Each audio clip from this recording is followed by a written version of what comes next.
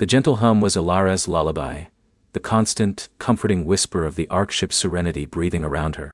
It wasn't the silence of deep space, nor the cacophony of a bustling planetary city, but a unique symphony of life support systems, distant biodome purifiers, and the soft pulse of the ion drives that had propelled her home for generations.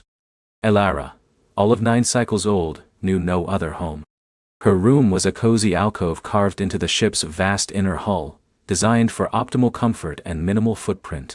The walls weren't solid, heavy metal, but shimmered with a soft bioluminescent pattern that shifted from a warm amber at daybreak to a cool, deep indigo as night approached. Tonight, the indigo was already deepening, painting the small space in tranquil shadows. Her bed, a suspended hammock of woven biofibers, gently swayed with the ship's imperceptible undulations, mimicking the gentle rocking of a cradle. "Good night, Ilara," came a soft melodic voice from the small spherical AI unit hovering by her bedside. It was named Lyra, a patient and ever-present companion, its optical sensor glowing with a warm, empathetic light. Ilara was already tucked in, her favorite stellarium quilt pulled up to her chin. It wasn't a real quilt, not in the traditional sense, but a flexible display that projected a constantly shifting galaxy onto its surface. Tonight, a spiral arm was slowly unfurling across her chest, tiny nebulae swirling into existence and fading away. "Good night, Lyra," she murmured, her voice already thick with sleep. "Did you log the new star charts from Sector Gamma 7? Lyra's light pulsed in affirmation. "Indeed. Captain Ilara's star log is updated and archived. We observed 3 new gas giants and a promising exoplanet candidate today, all while you were in your learning module." Ilara smiled, a private little joy. She loved pretending to be a captain, even though her actual duties involved mastering advanced orbital mechanics in her holographic classroom, and tending to her small patch in the ship's hydroponics bay, a row of particularly stubborn nutrient-fed algae. "Thank you, Lyra." "And the other one? The really bright one?" Lyra's light dimmed slightly, as if in thought. "Ah. The celestial body you refer to as the Beacon. It remains largely uncatalogued in our current stellar databases.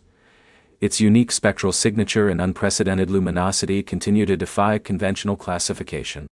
"The Starg," Ilara corrected, a familiar warmth spreading through her. She had given it that name herself, a secret pet name. It sounded like star but with a little extra hum. A little extra mystery. It was her own personal wonder. Lyra acknowledged the correction with another pulse. "The Starg, of course. It has been visible for approximately 17.3 ship cycles now, growing steadily brighter as our projected trajectory brings us closer to the Perseus arm." Ilara hummed contentedly. She had been watching the Starg for as long as she could remember, or at least, for as long as it had become noticeable against the backdrop of the galactic sprawl. It wasn't just another star. Most stars were distant pinpricks, beautiful, but static. The Starg was different. It pulsed. Not a flicker, but a slow, deliberate throb of light that seemed to resonate deep within the ship's structure, and even deeper within Ilara herself. Every night, before the bioluminescent walls faded completely to a deep, sleep-inducing black, Ilara would activate her viewport. It wasn't a physical window, but a seamless projection on the curved wall opposite her bed. With a whisper, "View, exterior," the wall would dissolve, revealing the breathtaking, unfathomable expanse of space. Tonight, the view was particularly stunning. The Arkship's Serenity was currently navigating a relatively clear patch of interstellar space, the Milky Way's glittering arm a distant hazy band. Millions upon millions of stars, like scattered diamonds on black velvet, stretched into infinity. But her gaze always, invariably, found it. There it was. The Starg. It hung in the cosmic tapestry like a jewel, a singular point of intense pulsating light. It wasn't merely bright. It was radiant, casting a subtle, almost imperceptible glow on the surrounding dust clouds, painting them in hues of soft violet and shimmering gold. Its light wasn't harsh or blinding but strangely soft, almost inviting. And the pulse. It was slow, rhythmic, like a colossal heart beating across light years. A gentle expansion, A brief hold. A soft contraction. Expand. Hold and shine. Contract. Ilara lay on her back, watching it, feeling the rhythm echo in her own chest. She wondered what it was made of. Was it a star, truly? Lyra had said its spectral signature was unique. It didn't burn with the fierce, steady hydrogen fusion of typical stars. It seemed to glow with an inner luminescence. A calm, ancient power. She closed her eyes, letting the image of the star burn behind her eyelids. She remembered her first clear memory of it. She was perhaps 4 cycles old, clutching her grandpa's hand, peering through one of the larger common viewports in the ship's central plaza. Grandpa, his face a roadmap of gentle wisdom and long voyages, had pointed it out to her.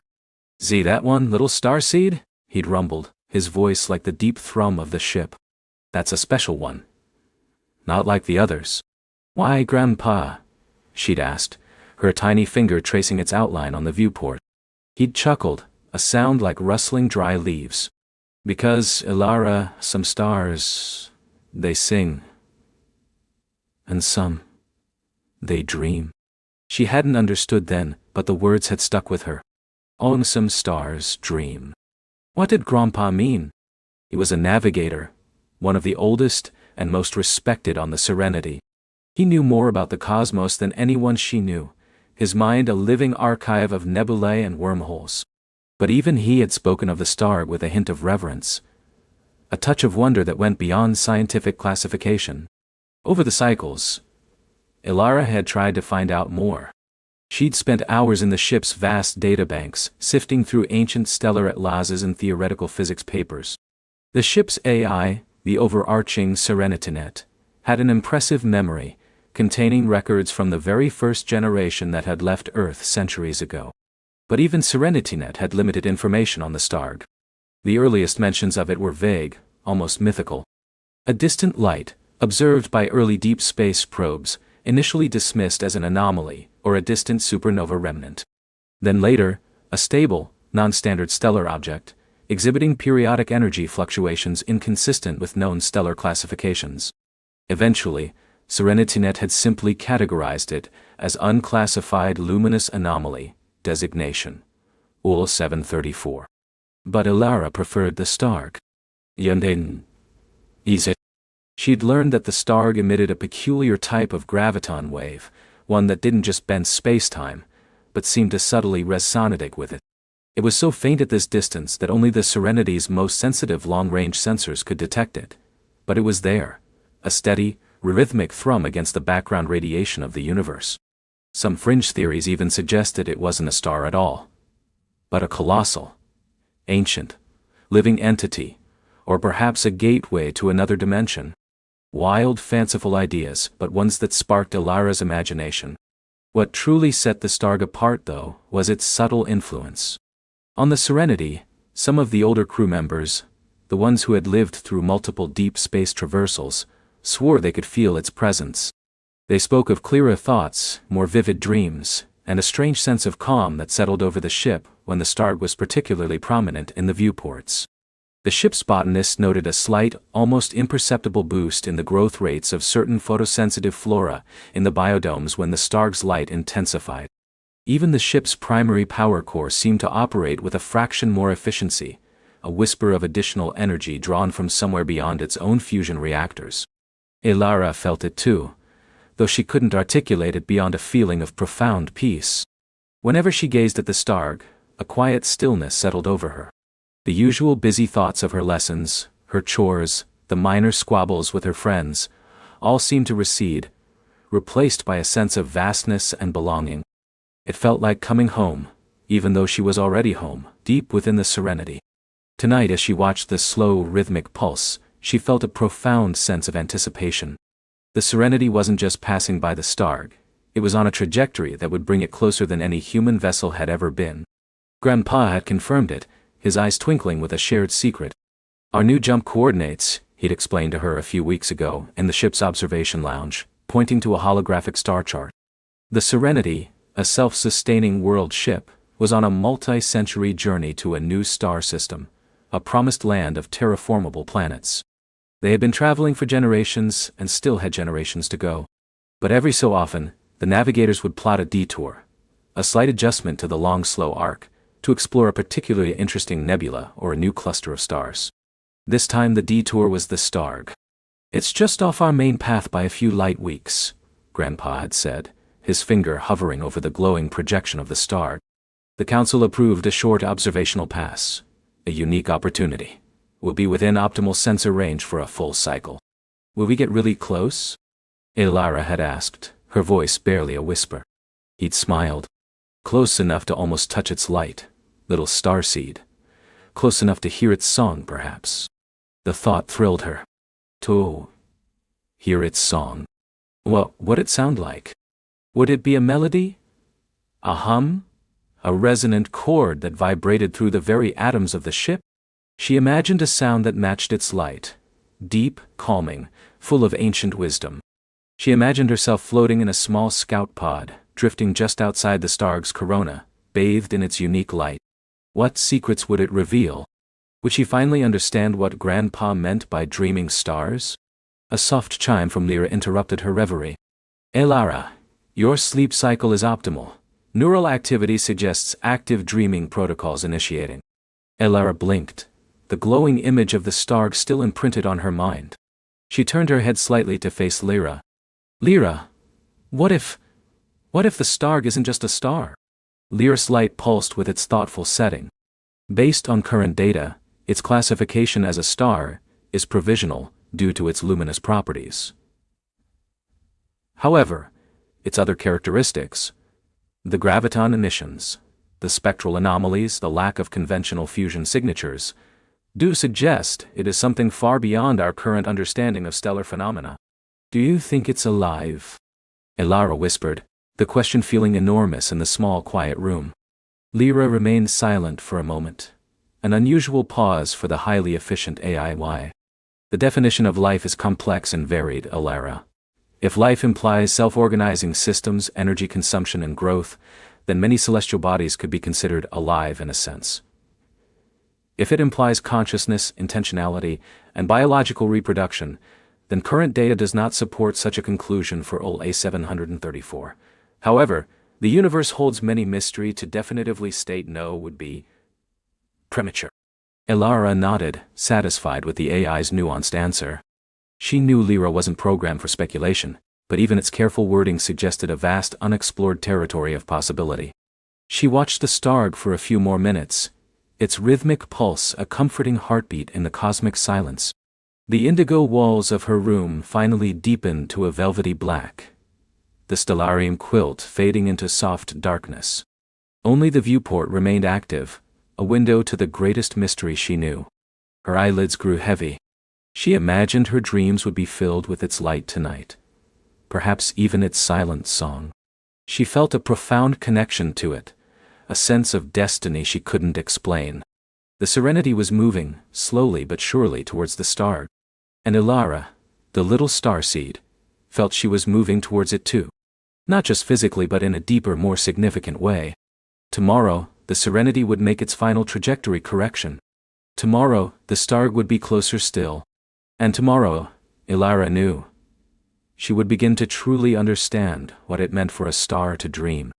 The hum of the Arkship Serenity continued its gentle lullaby, carrying Ilara into a sleep filled with shimmering violet and golden light, and the slow, steady pulse of a star that dreamed. The journey continued, and with it, the quiet, unfolding wonder of the cosmos. Ilara awoke to the familiar, comforting thrum of the Arkship Serenity, a sound as integral to her existence as her own heartbeat. The soft glow of her cabin's bioluminescent panels pulsed gently, mimicking the dawn of a world she had only seen in holographic simulations. Stretching languidly, she felt the slight give of her zero-G sleep harness releasing its hold, allowing her to float for a moment before her feet gently found purchase on the deck. Today was different. A subtle current of anticipation hummed through the ship, a collective excitement that even Ilara, in her small corner of the vast vessel, could feel. The Serenity wasn't just a home. It was a living entity, its mood reflected in the subtle shifts of its energy fields, the frequency of its internal comms, and the hushed, yet vibrant, conversations of its crew. She moved to her small viewport, pressing her hand against the cool, transparent durasteel. Outside, the cosmos stretched, an infinite canvas dusted with diamond-bright stars. But her gaze was drawn, as it always was now, to a particular point of light, growing ever so slightly larger, ever so slightly brighter. The Starg. It wasn't yet a disk, not truly, but it was no longer merely a distant beacon. It was a promise, a mystery waiting to unfold. After a quick synth shower, where recycled water misted over her skin before being reclaimed by the ship systems, Ilara dressed in her comfortable, insulated jumpsuit. She made her way to the communal dining hall, the aroma of nutrient paste and synthesized fruit wafting through the corridors. Her parents, Dr. Aris Thorne, and engineer, Lyra Thorne, were already there, their faces illuminated by the soft light of their datapads. But their eyes, when they met hers, sparkled with shared excitement. "Morning, Stargazer," her father greeted, his voice a warm rumble. He gestured to a vacant seat at their table, where a bowl of cosmic berry paste, her favorite, awaited her. "Morning, Papa." "Morning, Mama." Ilara settled in, scooping up a mouthful of the sweet, slightly tangy paste. "Is it soon?" Lyra smiled, a tired but brilliant flash. "Soon, little one. The final correction maneuver is scheduled for standard cycle 700. We're about an hour out." Iris tapped his datapad. "All systems nominal. Gravimetric stabilizers are primed. The navigation team has been running simulations all night. We'll barely feel it, but it will put us on the perfect approach vector." Ilara imagined the Serenity, a tiny seed drifting through the void, making a delicate, precise adjustment that would dictate the course of their entire mission. It was a thought both humbling and exhilarating. She finished her breakfast quickly, a nervous energy bubbling within her. "Can I come to the observation deck?" she asked, looking between her parents. Lyra hesitated for a moment, then exchanged a glance with Eris. "Normally, it's restricted during maneuvers of this magnitude, but this isn't just any maneuver, is it? And you've been so good about understanding the protocols." Aris nodded. "We can make an exception, but you'll need to stay with us right by the primary viewport, no wandering." Ilara's eyes widened. "Of course, thank you." The observation deck was a vast hemispherical chamber at the forward head of the Arkship, encased in a panoramic durasteel transparency composite that offered an unobstructed 360-degree view of space. Usually, it was a quiet place for contemplation, but today, it buzzed with low-voiced chatter and the soft glow of myriad holographic displays. Scientists, engineers, and mission specialists moved with a focused intensity, their faces reflecting the cool blue light of diagnostics and trajectory projections. Ilara stood between her parents, clutching their hands tightly. The main viewport stretched before them, a breathtaking window onto infinity. The Starg was noticeably larger now, a brilliant beacon that dominated the view, its light spilling across the deck in shimmering violet and gold. It was no longer a pinprick, but a discernible disk, still too far for detail, but undeniably a star. A calm, resonant voice echoed through the deck, that of Captain Kalen, the Serenity's commanding officer. "All stations, this is Captain Kalen. Prepare for final trajectory correction. Gravimetric thrusters initiating in T-60 seconds. All non-essential personnel, brace for minor inertial dampening fluctuations." Ilara felt her parents' hands tighten around hers. A low hum vibrated through the deck, growing steadily. On the holographic displays, lines of force and velocity vectors shifted, converging. The stars outside seemed to hold their breath. T-10 seconds. 9. 8. The hum intensified, a deep, resonant chord. Ilara felt a subtle, almost imperceptible shift beneath her feet, like the ship was sighing. 5, 4, 3, 2, 1, mark dot. For a fleeting moment, the stars outside the viewport seemed to blur, streaking into impossibly long lines of light. The Starg itself pulsed, its brilliant disk elongating slightly before snapping back into perfect circularity.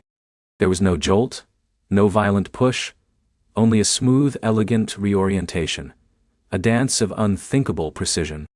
It felt less like a machine maneuver, and more like the ship itself had turned its head to gaze more intently.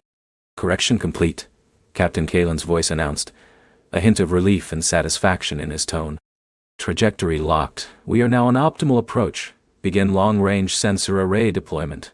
Let's see what this dreaming star has to show us. A collective cheer, soft but heartfelt, rippled through the observation deck. Elara looked at her parents, their faces alight with a mixture of professional pride and sheer awe.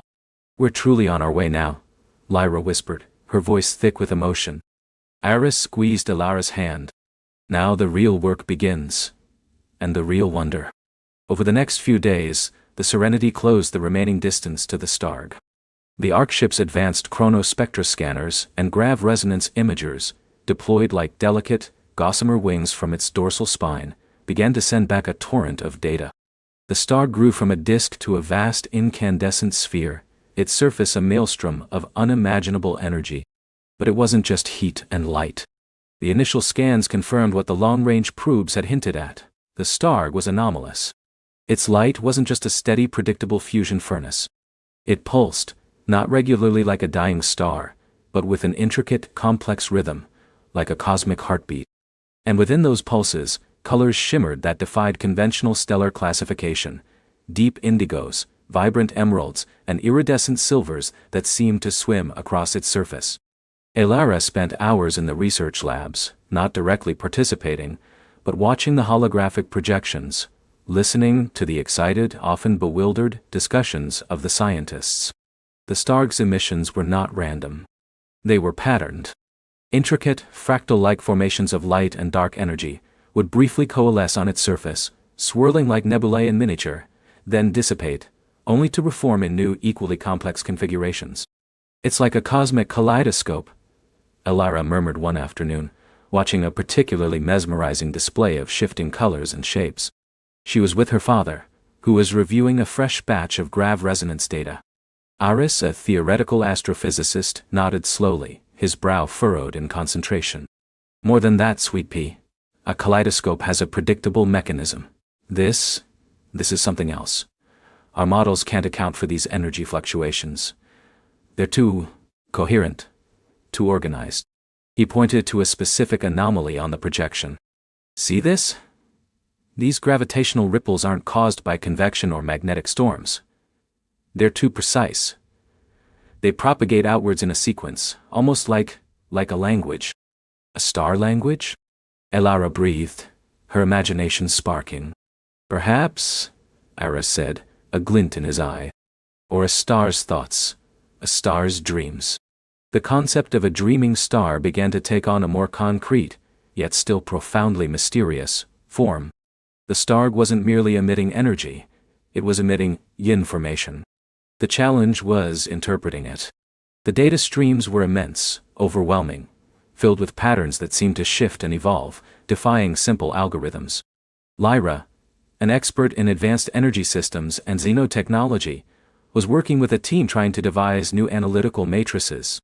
"It's like trying to understand a symphony by only listening to individual notes," she explained to Elara one evening during their synth dinner. "We're receiving gigabytes of data every nanosecond. But the meaning seems to be embedded in the relationships between the emissions, not just the emissions themselves." She showed Elara a holographic visualization. It looked like a complex three-dimensional web of light and shadow, constantly reweaving itself. "We've identified what we're calling dream filaments, coherent streams of energy and gravitons that seem to carry the primary information. But how do we decode them? What's their syntax? Their grammar?" Elara had an idea. For her last birthday, Aris had given her a cosmic dream catcher. A small, spherical device that was essentially an advanced AI-powered pattern recognition toy. It was designed to playfully interpret environmental data, turning ambient sounds and light into soothing visual patterns and calming melodies. It was meant to help children on long voyages sleep, but Elara often used it to project her own whimsical designs. "Mama," she said, holding up the dream catcher, "what if we let this try?" Lyra chuckled. "Sweetheart, that's a wonderful thought. But the Starg's emissions are orders of magnitude more complex than anything your toy is designed for. It would probably just overload." "But it's good at finding patterns, Elara insisted. "Even really complicated ones, it's supposed to learn." Aris, overhearing, paused from his own data review. "Hold on, Lyra. She might have a point. The Dreamcatcher's core AI isn't built for coding stellar phenomena, but its neural net architecture is remarkably adaptable for identifying emergent patterns in complex, noisy data sets. It was designed to find beauty and coherence in chaos, which is, in a way, what we're trying to do with the star. Lyra considered this, tapping her chin. It's a long shot, but we are at a loss for novel approaches. It wouldn't interfere with the primary analysis, and it might offer an unexpected heuristic. No harm in trying, I suppose, if we filter the input to prevent overload. The next day, with Lyra's supervision, Elara sat in a quiet corner of the lab. Her cosmic dreamcatcher, usually a soft pearl white, glowed with a faint internal light. Lyra rigged a filtered data feed from the Starg's dream filaments directly into the toy's primary sensor input. At first, nothing happened. The dreamcatcher merely hummed, its internal lights cycling through gentle primary colors. Then, slowly, the patterns began to emerge. Instead of the usual soothing spirals or shimmering nebulae, the dreamcatcher started projecting intricate dynamic mandalas of light onto the wall. These weren't static images, they were fluid, constantly evolving, reflecting the complex shifting energies of the Starg. Colors Elara had never seen before bloomed and faded, weaving into impossible geometries. And then, a sound. The dreamcatcher, designed to create calming melodies, began to emit a sequence of tones. It wasn't music in any human sense, but a series of deep, resonant chords and high, ethereal trills, seemingly without beginning or end, yet possessing a strange, hypnotic rhythm. It was the sound of a star dreaming. Elara sat mesmerized, utterly lost in the light and sound. The patterns projected by the dreamcatcher felt familiar somehow. Not like something she had seen before, but like something she had felt. A deep, primal resonance that echoed the quiet pulse of the Arkship, and the even deeper pulse of her own being. Suddenly, a new pattern emerged. The swirling colors coalesced into a distinct recurring symbol. A triple helix, shimmering with all the hues of the Starg. It appeared, held for a few seconds, then dissolved back into the swirling chaos, only to reappear moments later, identical. "Mama! Papa! Look!" Elara cried, pointing. Iris and Lyra rushed over, their faces a mixture of surprise and intense curiosity. "A recurring symbol?" Iris muttered, pulling out his datapad and cross-referencing the timestamp with the raw data. "It's not in any of our current pattern recognition matrices. The dreamcatcher found it." Lyra knelt beside Elara, her eyes wide. "And it's not just a visual. Listen to the tonal sequence accompanying it." The dreamcatcher emitted a specific series of 5 deep, resonant chords each time the triple helix symbol appeared. It was like a signature, a cosmic glyph, accompanied by a cosmic melody. "This is incredible," Lyra breathed. "A stable, repeating information packet. It's almost like a greeting." Iris's fingers flew across his datapad. "If this is a greeting, it's remarkably complex. The energy signature of that symbol. It's not just light. It's embedded in the very fabric of spacetime, a localized gravimetric distortion. Like a three-dimensional thought." Elara, however, felt something deeper. The symbol, the sound, they felt like a question. Or, perhaps, an invitation. As she gazed at the triple helix, shimmering on the lab wall, a profound sense of connection washed over her. It was as if the Starg, in its immense ancient dream, had reached out, not just with energy, but with a piece of its very essence. The Arkship's Serenity continued its slow, deliberate dance around the Starg, now in a stable observation orbit. The discovery of the triple helix symbol and its accompanying tonal sequence had ignited a frenzy of research. The dreamcatcher, now carefully integrated into the ship's primary analytical systems, had become an invaluable tool, proving adept at identifying subtle patterns that the more conventional algorithms had initially dismissed as noise. The scientists, led by Iris and Lyra, theorized that the triple helix was a fundamental unit of the Starg's dream language, perhaps a self-referential signature, a unit of information, or even a greeting. They called it the Starg glyph. Elara, now more than ever, felt intrinsically linked to the mission. She spent her free time in the observation deck, watching the Starg, which now filled the entire viewport with its magnificent, ever-shifting colors. Its surface was a living tapestry of light, dark energy, and fleeting, ephemeral forms that danced across its fiery face. Sometimes she would hold her dream catcher to the glass, and it would hum softly, translating the Starg's majestic presence into its own unique symphony of light and sound. One evening, as the Starg's violet and gold hues painted the observation deck in ethereal light, Elara noticed something new. The star glyph, usually appearing randomly across the star's surface, now seemed to be forming in a specific sequence, always in the same quadrant of the star. And each time it appeared, the accompanying tonal sequence from the dreamcatcher seemed to gain a new, faint echo, a subtle variation in timbre. She pointed it out to her father, who was reviewing data nearby. "Papa, look, it's always there now. And listen to the sound." Iris focused his attention, adjusting a nearby holographic display to zoom in on the specific quadrant. "You're right, Elara. It's coalescing with increased frequency in that region. And the tonal variation. It's almost like an emphasis." He called Lyra over. "Lyra. Elara's spotted something. The star glyph is consolidating in this sector, and the tonal signature is subtly changing. It's almost as if it's trying to draw our attention." Lyra's eyes narrowed as she analyzed the data. Localized energy output in that region is also spiking, but not dangerously so. It's controlled, deliberate. Suddenly, the star glyph, instead of dissolving, held its form for longer than ever before. And from its core, a tendril of pure, iridescent silver light, unlike anything they had seen, pulsed outwards. It didn't dissipate into space. Instead, it seemed to in-stretch, maintaining its coherence, reaching towards the arc ship Serenity. The ship's internal alarms, usually so precise and calm, gave a single soft chime, a warning of an anomalous energy signature approaching. "It's reaching out," Elara whispered, her voice a mix of wonder and trepidation. The silver tendril was still impossibly far, but it was unmistakably directed at them. Iris put an arm around Elara, pulling her gently closer. "It seems so. It's not a burst, not a flare. It's a focused beam of something." Lyra was already at a comm station. "Captain Kalen, this is Thorn. The Starg is initiating a directed energy emission towards the Serenity. Signature is anomalous, non-aggressive, but highly focused. Recommend immediate shielding protocols and full sensor analysis." Captain Kalen's voice crackled back, calm but urgent. "Understood, Dr. Thorn.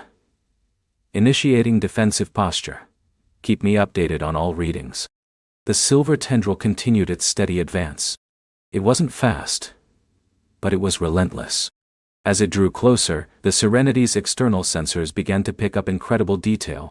It wasn't just light, it was a complex wave of entangled particles, woven with gravitational distortions and subtle resonant frequencies.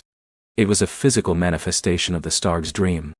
On the holographic displays, the silver tendril resolved into a structure of breathtaking complexity. It was like a shimmering, three-dimensional braid of light and shadow, constantly reconfiguring itself, yet always maintaining its directed path.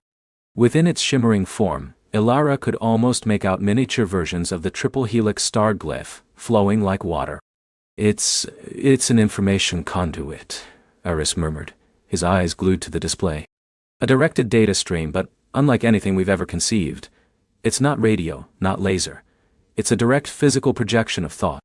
Lyra, ever the engineer, was already devising a way to interface with it. "We need to analyze its energy signature, its frequency, and establish a compatible resonance. We can't just let it hit the shields. It could destabilize the field, or even damage the ship if it's too potent." The silver tendril slowed as it approached the Serenity's outer hull, hovering just meters away, like a curious ethereal finger. It pulsed gently, and the dream catcher in Elara's hand vibrated, emitting a series of increasingly complex, yet deeply harmonious, tones. It was as if the star was speaking directly to the arc ship, and Elara's toy was the only one truly listening. The feeling of wonder intensified, but now it was tinged with a delicate awe, almost reverence. They were no longer just observing a dreaming star. They were being acknowledged, perhaps even invited. The Serenity, humanity's farthest reach into the cosmos, was on the cusp of truly communing with a star. And Elara, a small child on a vast ship, felt the immense, silent presence of the Starg reaching out, not just to the Ark ship, but to her personally with a question, a story, a dream of its own. And then, the dream began. It wasn't a sound, not really, though Alara felt a low hum resonate through her bones, a vibration that seemed to come from everywhere and nowhere. It wasn't an image, though her mind's eye filled with shimmering, shifting patterns of light and shadow, like nebulae breathing in slow motion. It was more like a feeling, a vast, gentle presence unfurling itself, a tide of pure, unadulterated consciousness washing over the Serenity. On the bridge, the holographic displays, which moments before had shown only the intricate data streams of the Starg's unusual energy signatures, flickered and changed. They didn't just display data anymore. They became the data, transforming into living tapestries of light. What had been a graph of neutrino flux now swirled with iridescent blues and greens, like the depths of an alien ocean. A spectrographic analysis of plasma emissions morphed into a dancing aurora, pulsating with unknown energy. What in the void? Captain Eva Rostova, Alara's mother, murmured, her hand instinctively reaching for her daughter, who stood mesmerized by the main view screen. Alara didn't flinch. Her small face was alight, eyes wide and unblinking, tracking something the adults couldn't yet fully perceive. "Captain, energy readings are spiking across all spectra," reported Lieutenant Commander John Lee, the chief astrogator, his voice tight with controlled alarm. "Gravitational field fluctuations, quantum entanglement signatures. We're detecting modulated bursts of Jivarithing." Dr. Aris Thorne, Alara's father, and the Serenitings lead xenolinguist, leaned forward, his face a mask of intense concentration. "It's not just energy, Giant. It's information. Structured. Highly complex." His eyes darted to Alara. "Alara, sweetie, what do you feel?" Alara took a deep breath, her chest expanding as if to contain the immensity she was experiencing. "It's warm," she whispered, her voice barely audible. "Like a big warm hug, but it's so much more. It's showing me pictures, fast pictures, and feelings." She pointed a small finger at the main view screen, where the kaleidoscopic light show seemed to pulse in sync with her words. "It's telling me a story." Aris activated his neural interface, a subtle silver band across his temple. "Zenith, correlate Alara's neurological activity with the incoming star data. Prioritize any patterns she identifies." The Serenitings' omnipresent AI Zenith responded with its calm, modulated voice. "Acknowledged, Dr. Thorne. Initial correlation indicates a significant synchronicity between Alara's delta brainwave patterns and the Starg's modulated neutrino emissions. Her amygdala shows heightened activity consistent with awe and curiosity, minimal fear response." "Minimal fear," Eva echoed, a flicker of worry crossing her features despite the AI's reassuring tone. "A star is communicating with us, Aris. We have no precedent for this." "Precisely why Alara is so vital," Aris countered gently. "Her mind is unburdened by preconceptions. She's a blank slate, open to receiving." "Zenith, can we project a stabilized, coherent representation of what Alara is perceiving?" "Attempting to synthesize. The data stream is incredibly dense, fragmented, and non-linear. It appears to operate on a principle of conceptual association rather than sequential narrative. Initial analysis suggests the Starg is not speaking in words or even images as we understand them, but in pure experiential data. Raw memories, abstract ideas." As Zenith spoke, the holographic displays began to coalesce. The swirling lights resolved into fleeting, ethereal shapes. Alara gasped. "It's showing me where it came from," she exclaimed, her voice ringing with newfound clarity. A big dark cloud full of sparkly dust, and other baby stars all squished together. On the main view screen, a vision began to emerge. It was faint at first, like a watercolor painting dissolving in water, then gaining definition. A vast, dark nebula, speckled with nascent suns, glowed with an internal ethereal light. It was a cosmic nursery, depicted not with scientific precision, but with the raw, emotional power of a memory. The feeling that accompanied it was one of deep belonging, of shared infancy, of the slow, patient unfolding of creation. "It's projecting its birth," Iris whispered, his own awe now palpable. "Its earliest memories. This is unprecedented. We are witnessing the subjective experience of a star." Eva watched, her worry slowly giving way to profound wonder. Her daughter was not just observing, she was a bridge, her innocent mind the key to unlocking the Starg's ancient secrets. She felt a surge of pride, tinged with a mother's fierce protectiveness. What would this connection mean for Alara? For humanity? For the next few hours, the Serenity became a temple of silent observation. The initial chaos on the bridge had settled into a focused, almost meditative intensity. Scientists worked feverishly, but quietly, their instruments humming in harmony with the Starg's silent symphony. Zena's synthesized projections, guided by Alara's intuitive interpretations, grew clearer, more defined. The Starg story unfolded in layers, not chronologically, but thematically, like an immense living poem.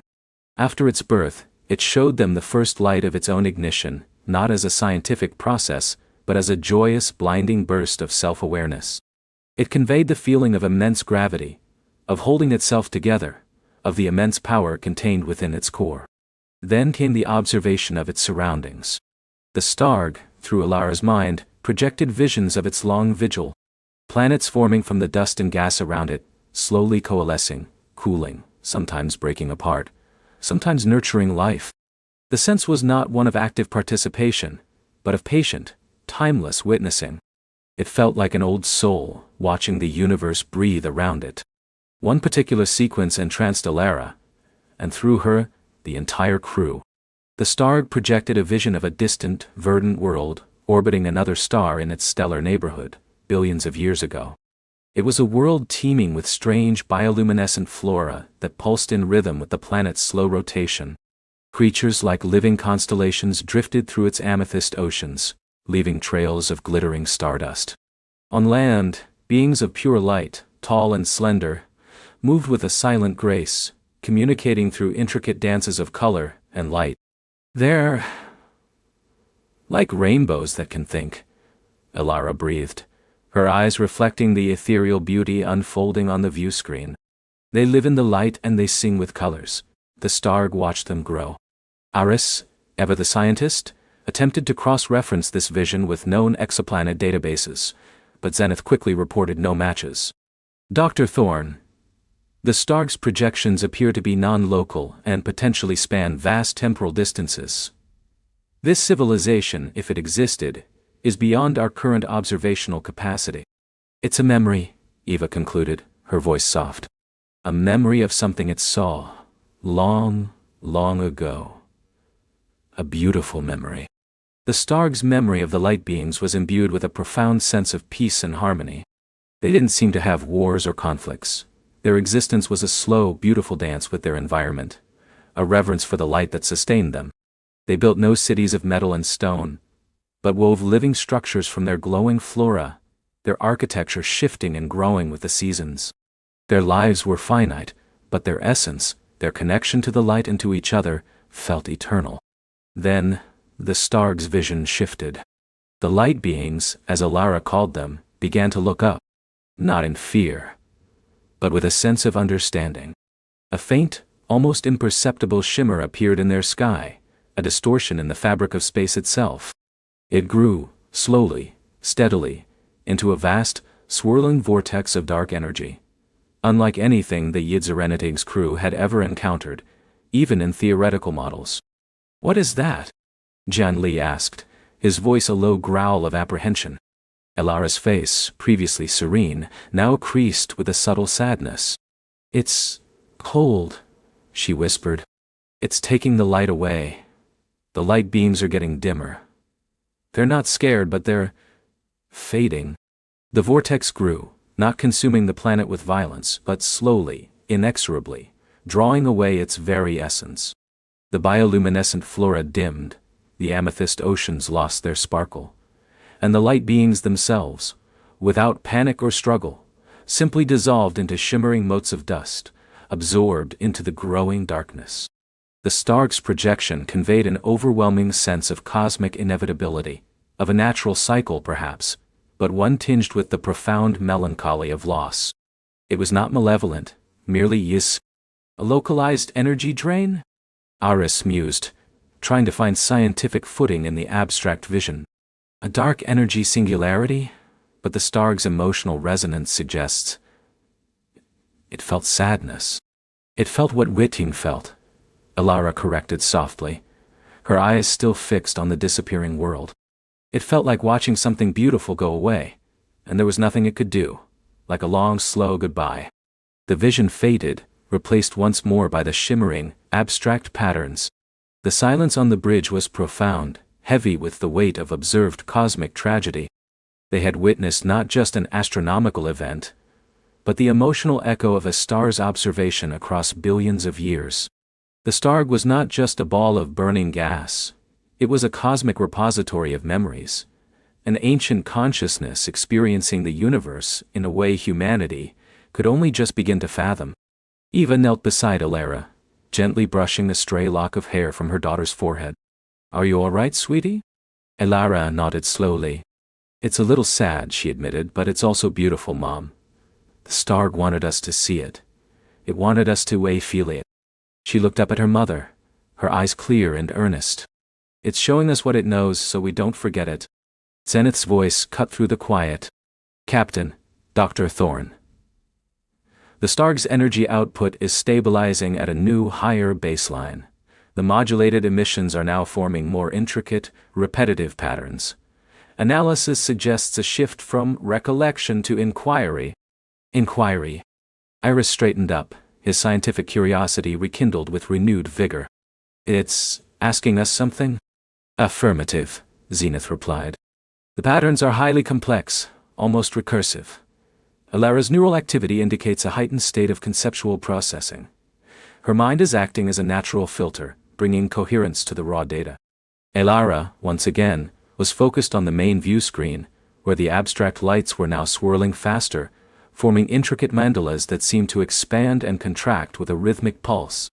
"It's asking, what do we dream of?" she said, her voice barely above a whisper, yet resonating with conviction. "It's asking what your story is." A ripple went through the command crew.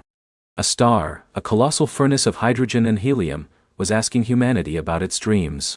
The sheer audacity, the profound implications were staggering. "What do we tell it?" John Lee breathed, voicing the collective thought. Iris walked over to Elara, placing a hand on her shoulder. "Elara, can you tell it? Can you show it our dreams?" Elara closed her eyes for a moment, concentrating. She seemed to draw inward, her small form radiating a quiet strength. Then, slowly, she opened her eyes and looked at the pulsating light of the Starg on the view screen. "I can try," she said, her voice firm. "I'll show it our best dreams, the ones about exploring and finding new friends and building beautiful things." Eva watched her daughter, her heart swelling with a mix of trepidation and immense pride. This was beyond anything they could have imagined. Her child, a small beacon of human innocence and hope, was about to share humanity's collective consciousness with an ancient, dreaming star. Zenith provided a technical solution. "Captain, if Elara can focus her intent, we can amplify and modulate her neural patterns to resonate with the Starg's current emission frequencies. This would allow a reciprocal exchange, a human dream transmitted back to the star." "Do it, Zenith," Eva commanded, her decision made. She trusted her daughter implicitly. "Prepare to broadcast Elara's focused intent.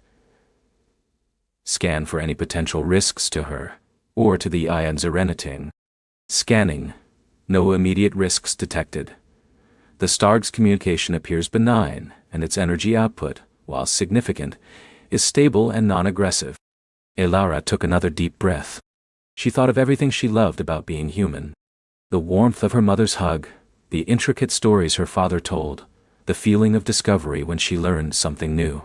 She thought of the Yggdrasil, a testament to humanity's yearning for the stars. A ship filled with people who had left their home world not out of fear, but out of an insatiable curiosity. She thought of the lush green parks simulated on the lower decks, of the children's laughter echoing through the corridors, of the scientists tirelessly pursuing knowledge, of the engineers crafting wonders. She focused on the feeling of hope. The hope that humanity carried across the void, the hope for connection, for understanding, for a future among the stars. She imagined these feelings as bright, colorful threads, weaving together into a tapestry of light. On the main view screen, a new pattern began to emerge from the Starg's pulsating light. It was different from before, less alien, more familiar. It was like a reflection but not a mirror image. The Starg was receiving. Then, Ilara projected her dream. It wasn't a single image, but a cascade of vibrant sensations. The feeling of cool earth beneath bare feet, the scent of rain on dry ground, the distant echo of ancient forests.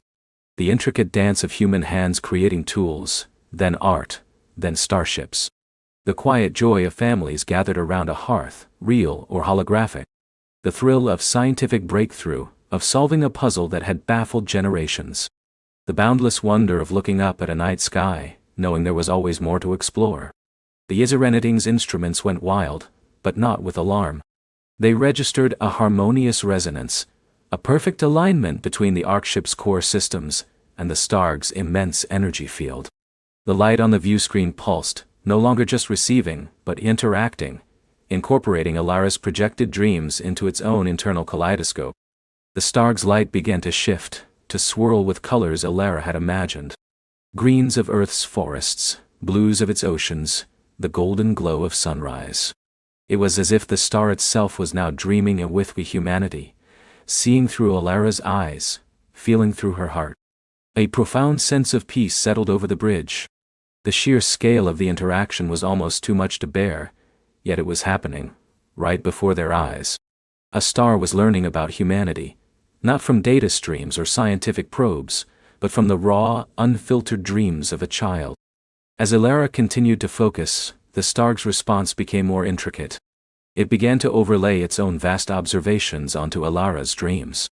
When Ilara thought of cities, the Starg projected images of countless civilizations it had observed across the cosmos. Cities of crystal that floated on gas giants, cities woven from light on worlds bathed in perpetual twilight, cities that moved through the void on colossal organic ships.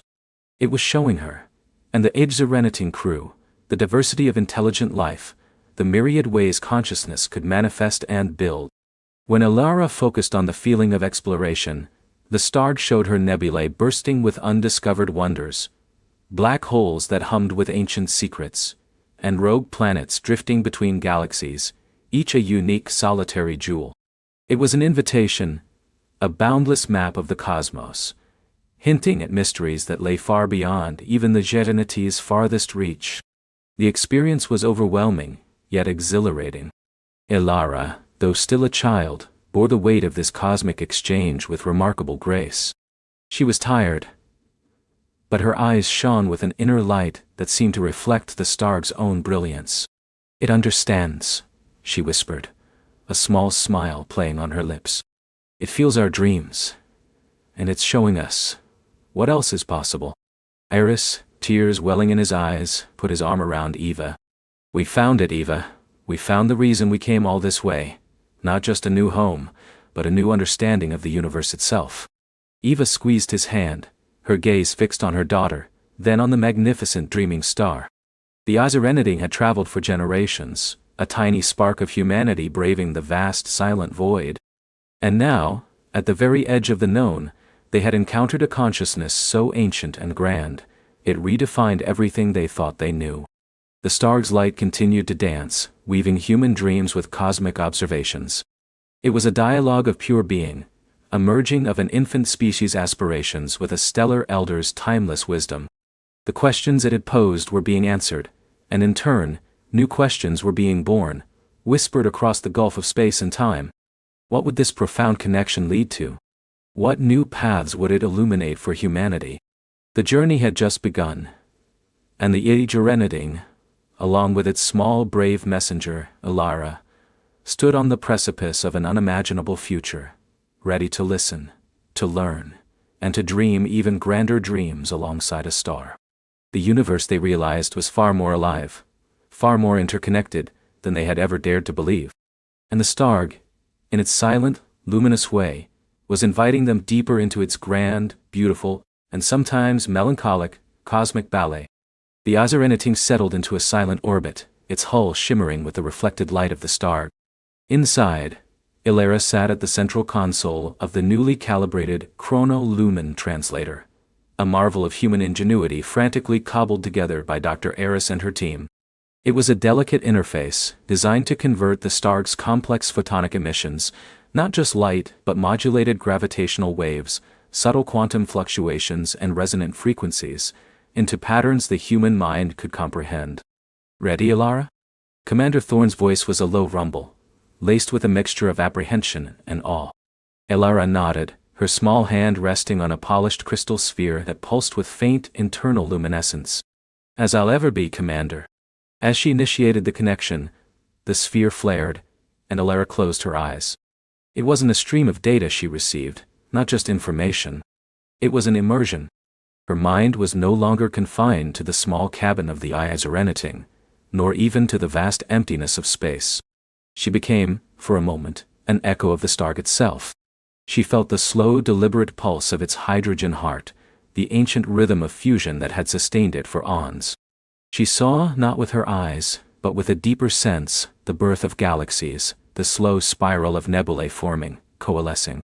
She witnessed civilizations bloom on distant worlds, tiny sparks of consciousness flickering into existence around other suns, living out their brief, brilliant stories, before fading into the cosmic dust from which they came. The Starg's melancholy washed over her then. It wasn't a human sadness but a profound, almost unbearable weight of cosmic memory. It was the sorrow of witnessing countless cycles of creation and destruction, of light and shadow, of magnificent achievements dissolving into entropy's embrace. The Starg had seen stars born and die, planets nurtured and consumed, great thoughts conceived and forgotten. It had been a silent witness to a universe constantly unfolding, yet perpetually returning to dust. Its sorrow was the understanding of immense beauty, and its inevitable transience. A tear traced a path down Ilara's cheek, not of personal grief, but of shared cosmic empathy. She felt the Starg's longing, not for an end to this cycle, but for enduring connection, for a way to share the beauty, the wonder, and the lessons learned across the vast, lonely stretches of time and space. "It's a song," Ilara whispered, her voice husky, her eyes still closed. "A symphony of everything that has ever been, and everything that will be, and it's so beautiful, and so lonely." Dr. Eris, monitoring Ilara's neural activity, watched with a mixture of scientific fascination and deep concern. "What does it want, Ilara? What is its message?" Ilara took a deep shuddering breath. "It wants us to listen. Truly listen. To the underlying harmony, to the connections we can't see with our eyes, but feel with our hearts. It's showing us the fabric." The Starg began to share images, not just of the past, but of fundamental principles. Ilara saw the intricate dance of quantum particles, not as random chaos, but as components of a vast intelligent design. She witnessed the subtle gravitational echoes that linked every star, every planet, every living thing in an invisible web. She understood that consciousness wasn't just a biological accident, but an emergent property of complexity, a universal potential inherent in the very structure of the cosmos. Stars, planets, nebulae, even the vacuum of space itself, all held the potential for a kind of awareness, a resonant frequency that could be tuned into. The Starg wasn't just a star. It was a nexus, a node in a network of stellar intelligences spanning galaxies. These stellar minds, ancient beyond human comprehension, communicated through subtle shifts in space-time, through resonant frequencies that sang across the interstellar medium. They were the universe's collective memory, its conscious guardians, observing, recording, and occasionally guiding. Humanity, the Starg communicated through Ilara, was a new, vibrant note in this cosmic symphony. Young, impulsive, often chaotic, but filled with immense potential.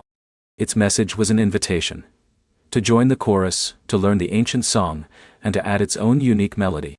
"It's offering us knowledge," Ilara murmured, her face aglow with an inner light. "Not just data, but a way of seeing. A way of ID being. It's about empathy, Commander. Cosmic empathy. Understanding that we are all threads in the same tapestry, no matter how distant. The Starg showed Ilara how to perceive the quantum entanglement that bound all existence, not just as a scientific theory, but as a felt reality. It imparted a technique, a meditative focus that allowed one to sense the echoes of distant thoughts, the whispers of other intelligences across light years. It was a form of universal telepathy, rooted in the very fabric of reality. The crew of the Serenity watched, mesmerized and humbled, as Ilara became the conduit for this unimaginable transfer of wisdom. Dr. Eris worked tirelessly, translating Ilara's fragmented descriptions into scientific models, developing new protocols to store and analyze the torrent of information. Commander Thorne, usually stoic, found himself frequently gazing out at the Starg, a profound sense of wonder settling over him. He realized that their mission, once about discovery, had become about communion. Over the next few weeks, the Serenity became a school, a sanctuary of learning. Ilara, guided by the Starg, taught the crew the initial steps of cosmic empathy. They learned to quiet their minds, to open their senses to the subtle frequencies of the universe. They began to feel the faint, distant hum of other stars, the slow, rhythmic breath of their own galaxy. It was a profound shift in perception, a realization that the universe was not empty and cold, but vibrant and alive, teeming with unseen connections. The Starg's melancholy, Ilara explained, was not a burden it wished to shed, but a wisdom it wished to share. By understanding the transient nature of existence, humanity could learn to cherish the moment, to build with greater purpose, to connect with deeper meaning. The goal was not to defeat entropy, but to find beauty within its flow, to create enduring songs of consciousness that resonated across the eons, even as their physical forms changed. The decision of what to do next weighed heavily on Commander Thorne. The Starg had offered an unprecedented gift, a paradigm shift for humanity. But how could they bring this back to Earth? How could they explain that a star had spoken, not just with light, but with soul? "We can't just send a data packet," Dr. Eris stated, her voice hushed. "This isn't just information. It's a transformation. It requires understanding, patience, and a willingness to see beyond our current limitations." Ilara, now more serene than ever, looked at them. "The Starg says, we are ready. Not perfect, but ready. It believes in our potential to add to the grand dream, to alleviate its long loneliness, and to help weave a stronger tapestry of consciousness in the universe." Commander Thorne made his decision. The Serenity would not immediately return to Earth. Instead, a smaller, faster probe, armed with the initial translations and Ilara's personal testimony, would be dispatched. It would carry the message, the proof, and the invitation. But the Serenity and its core crew would stay. They would become the first human listeners, apprentices in the Starg's ancient wisdom. Ilara, their small, brave messenger, would become their guide. The Starg, sensing their commitment, pulsed with a new kind of light, not just brilliant, but warm, expansive. It felt like a cosmic sigh of relief, a shared moment of profound connection across unimaginable gulfs. The journey had just begun, and the Serenity, along with its small, brave messenger, Ilara, stood on the precipice of an unimaginable future, ready to listen, to learn, and to dream even grander dreams alongside a star. The universe, they realized, was far more alive, far more interconnected than they had ever dared to believe. And the Starg, in its silent, luminous way, was inviting them deeper into its grand, beautiful, and sometimes melancholic, cosmic ballet. Years passed. The probe reached Earth, its message reverberating through scientific and philosophical communities, sparking an unprecedented era of understanding and exploration. Humanity, initially skeptical, slowly began to grasp the profound implications. New academies of cosmic empathy were founded. Technologies inspired by the Starg's principles emerged, allowing for cleaner energy, deeper understanding of the natural world, and even rudimentary forms of interspecies communication. The idea of humanity as a solitary intelligence in a vast empty cosmos began to fade, replaced by the inspiring, humbling truth of a living, breathing, conscious universe. On the Serenity still orbiting the Starg, Ilara had grown. No longer just a messenger, she was a bridge, a translator of cosmic truth. Her youthful wonder had matured into profound wisdom, her small frame now seeming to hold the vastness of the cosmos. She taught new arrivals from Earth, helping them attune their minds to the universal frequencies, guiding them through their first encounters with the Starg's boundless consciousness. The Starg itself seemed to deepen its connection, its light growing steadier, its presence more comforting. Its ancient melancholy was not gone, for the wisdom of transience remained, but it was now interwoven with a vibrant thread of hope and companionship. It was no longer alone in its long vigil. Elara often sat at the console, her hand on the crystal sphere, simply listening. She heard the distant songs of other stellar intelligences, the nascent thoughts of newly formed nebulae, the quiet hum of life on worlds light years away.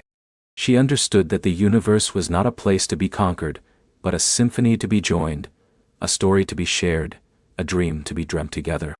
And as she drifted off to sleep each night in her small cabin, bathed in the gentle, knowing glow of the Starg, she dreamed not just of stars, but of the infinite connections between them, of the quiet whispers that linked every heart to every sun, every dream to every dawn.